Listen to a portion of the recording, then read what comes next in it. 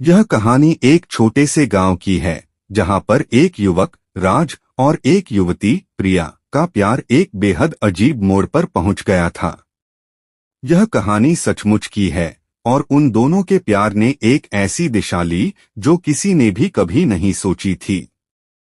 एक असामान्य, डरावनी और अविश्वसनीय घटना के साथ उनका प्यार जुड़ा हुआ था, जिसे गांव वाले आज भी याद करते हैं। राज और प्रिया बचपन के दोस्त थे। दोनों का प्यार धीरे धीरे एक खास रिश्ते में बदल गया।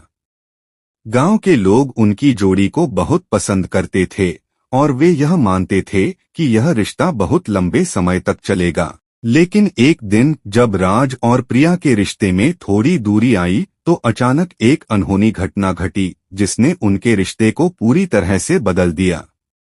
राज एक शाम जंगल में अकेला घूमने गया। वहां उसने एक पुराने मंदिर के पास एक वृद्ध महिला को देखा जो बेहद गहनों से सजी हुई थी। वह महिला राज से बहुत ही अजीब ढंग से बातें कर रही थी। महिला ने राज से कहा, तुम्हारी जिंदगी में प्यार है, लेकिन तुम्हारी प्रेमिका की सच्चाई कुछ और ही है। राज ने उसकी बातों को हल्के में लिया और वहां से चला गया, लेकिन उसे इस बात का कोई एहसास नहीं हुआ कि वह महिला सिर्फ एक साधारण व्यक्ति नहीं बल्कि एक खतरनाक शक्ति का प्रतिनिधित्व करती थी। कुछ ही दिनों बाद प्रिया का व्यवहार अजीब सा हो गया। वह पहले जैसी खुशमिजाज और हंसी मजाक करने वाली नहीं रही। उसकी आंखों में एक अजीब सी झुंझलाहट और गुस्सा था।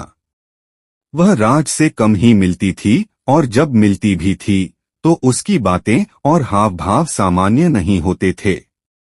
राज ने सोचा कि शायद वह किसी कारण से परेशान है और उसने प्रिया से इसे लेकर कई बार बात करने की कोशिश की, लेकिन हर बार वह किसी न किसी बहाने से उसे टाल देती। फिर एक रात राज ने तय किया कि वह प्रिया से सच्चाई जानेगा। वह प्रिया के घर के पास गया और उसे अपने दिल की बात बताने के लिए बुलाया। जब प्रिया बाहर आई तो उसका चेहरा कुछ बदला हुआ था। उसकी आंखों में गहरा सूनापन था और उसकी मुस्कान भी अब डरावनी लग रही थी। राज, प्रिया ने धीरे से कहा, तुम नहीं जानते कि तुम्हारी जिंदगी में क्या हो रहा है। मैं वो नहीं हूं जो तुम समझते हो।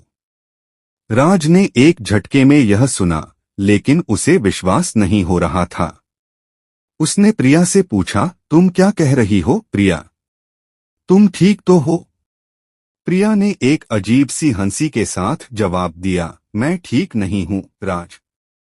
मैं जिंदक हूं और मैं तुम्हारी प्यार को शापित करने आई हूं। राज को यह सुनकर एक झटका लगा। वह समझ नहीं पाया कि प्रिया की यह बातें क्या मतलब रखती हैं।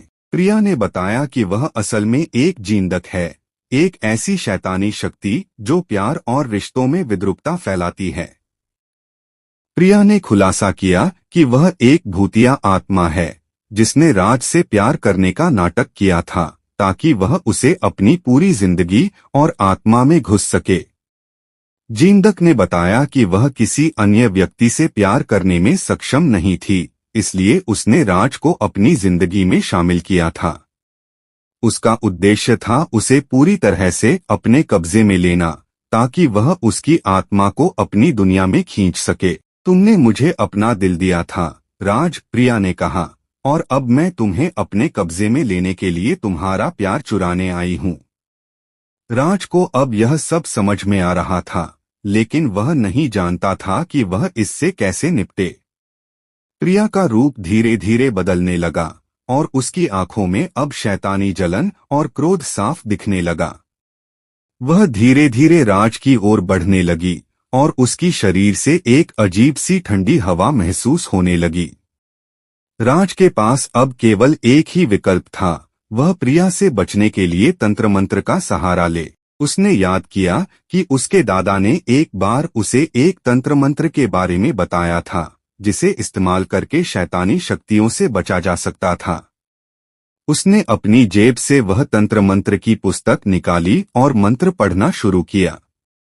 जब राज ने मंत्र का उच्चारण किया तो प्रिया चिल्लाती हुई वापस खींचने लगी और उसका रूप पूरी तरह से बदल गया।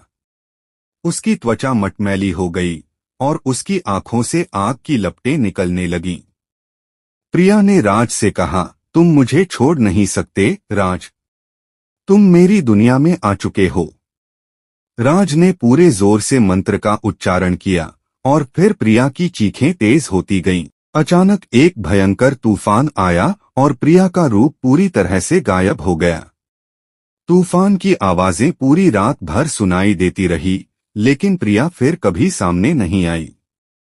अगली सुबह जब राज ने गांव के लोगों से इस घटना के बारे में बताया, तो उन्होंने उसे समझाया कि प्रिया पहले भी इस तरह के शापित प्रेमियों को अपना शिकार बना चुकी थी। उसने बहुत से लोगों का जीवन बर्बाद किया था और कोई भी उसे समझने में नाकाम रहा था। राज को अब एहसास हुआ कि प्रिया, जिसे वह अपना प्यार समझता था, एक शैतानी शक्ति थी। उसका प्यार बस एक छलावा था। राज ने कसम खाई कि वह अब कभी भी किसी अजनबी या शैतानी शक्ति के प्यार में नहीं फंसेगा। वह गांव से चला गया और कहीं दूर एक नई शुरुआत की, लेकिन अब भी कभी कभी वह रातों में प्रिया की चीखें सुनता था और उसे लगता था कि वह कहीं न कहीं उसे अपना शिकार बनाने के लिए इंतजार कर रही थी। राज और प्रिया की यह सच्ची डरावनी कहानी इस बात की याद दिलाती है कि प्यार कभी कभी हमारी सबसे बड़ी कमजोरी बन सकता है। कभी कभी जो हमें प्रेम जैसा प्रतीत होता है, वह एक खतरनाक खेल हो सकता है। और अगर हमें अपनी आंखें खोलकर नहीं देखी तो हम शैतानी ताकतों के जाल में फंस सकते हैं।